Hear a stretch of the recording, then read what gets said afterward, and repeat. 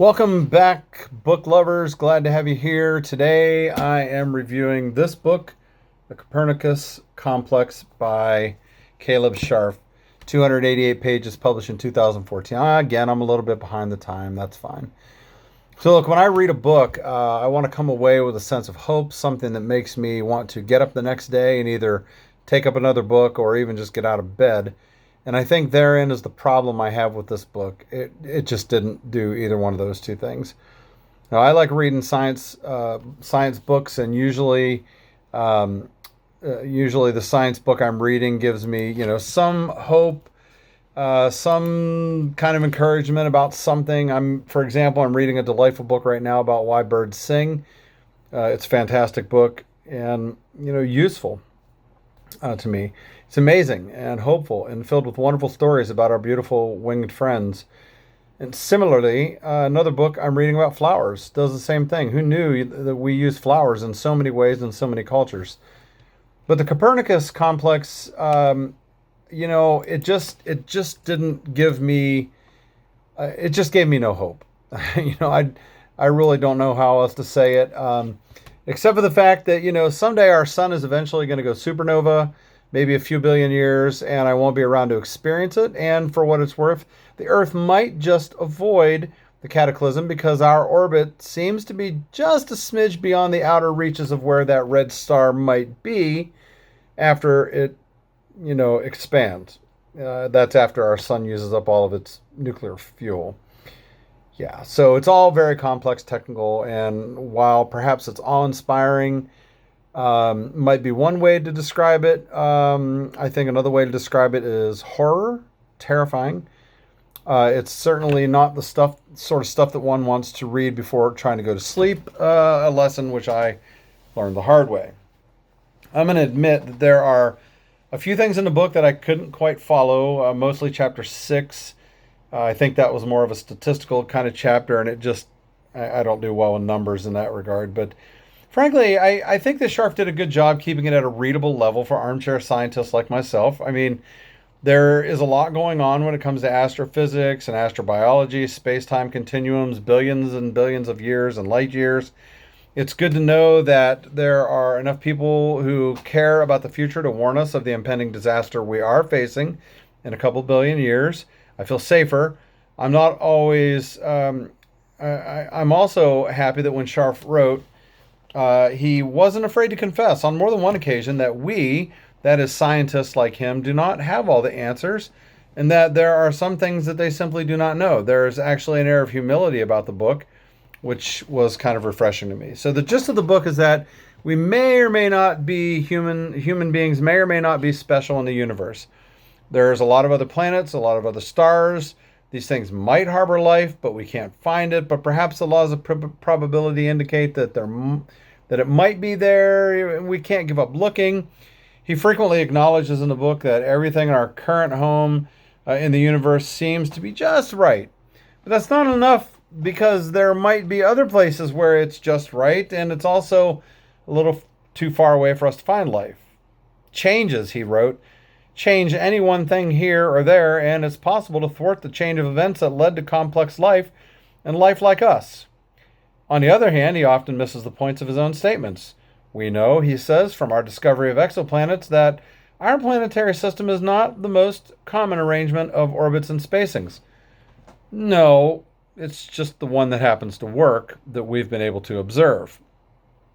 Ultimately, I think Scharf comes away with an uncertainty about whether or not we're special. He says, we end up with this. Our place in the universe is special, but not significant. Unique, but not exceptional. The Copernican principle is both right and wrong, and it's time that we acknowledge that fact. Well, I'm sorry if that ruins the book for you, but don't be too disappointed, because frankly, I'm not sure he believes it either. I mean, it's almost like there's times when he's going out of his way to prove the point he's trying to disprove, or something like that. That is, I think that he's holding out for more evidence one way or another before he makes a final decision. That is to say, his conclusions are a bit wishy-washy, which is part of my dissatisfaction with the book.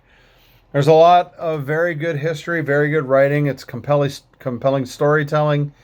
But ultimately, the book left me feeling rather empty. So a couple final thoughts.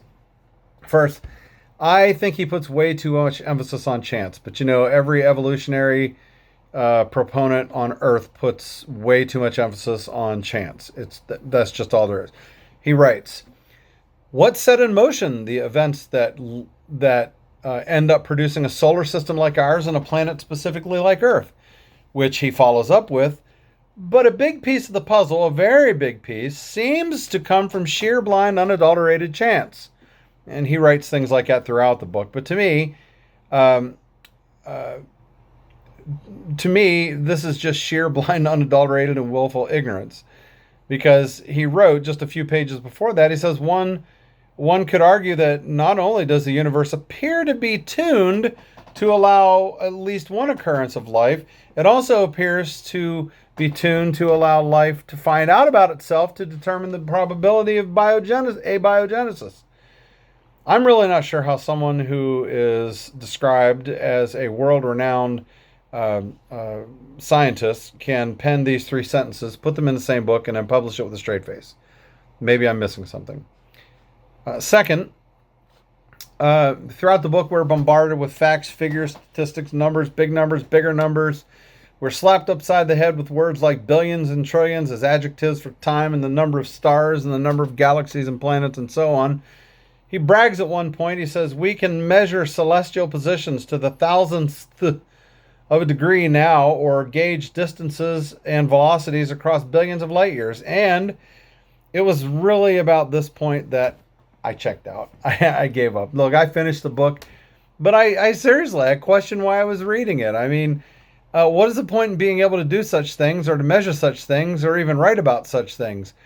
I scribbled in the margin of my book, I said, "And these things have not helped us to live one iota better." And it's true. Look, I'm like any other person, armchair scientist. I'm fascinated by galaxies and space and planets, but that knowledge and fascination does nothing to aid me when it comes to loving my neighbor. Nothing to help bring peace.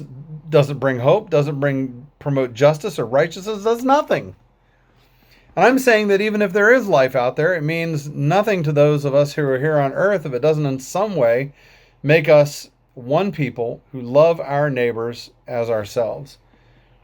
And many people, they spend a lot of time angry at people like me because we take the book of Genesis at face value, for believing that God actually created a universe, or at least had something to do with the creation of the universe or the fine-tuning, that he holds it all together by the power of his word, that he created it precisely so that he could give us a place to live, to move, to know him, to love him, and be loved by him. Few people take the time to realize that really this is the least of problems that we have when it comes to the book of Genesis, because when you get to chapter 3, we see Adam and Eve sinning because they desired wisdom. And we seem to fail to remember that wisdom came with a curse. And that it has never been all that it's cracked up to be. Make fun of Genesis all you want, but we're hard-pressed to disprove the idea that at some point in the history, everything went wrong and we ended up with what we have now: chaos, injustice, violence, war, death, lies, liars, killing, and so on and so forth. So look, so much for wisdom, so much for this book. It's full of wisdom that does absolutely nothing to inspire hope, peace, love, or even a good night's sleep. And to me, I really think that that's really what the problem is with this book, and frankly, a whole bunch of others like it. It just does nothing whatsoever to make us better human beings. That's all I got for now. Don't forget to subscribe, hit the like button, hit the notifications, come back, hit the blog, hit the Instagram for pictures of the great bugs and things like that. Come back, see me again. Next time I'm going to be reviewing this book right here, actually, which is called Darwin's Doubt, written by Stephen C. Meyer. It's really a good read, and I'll look forward to seeing you back here. Peace and take care.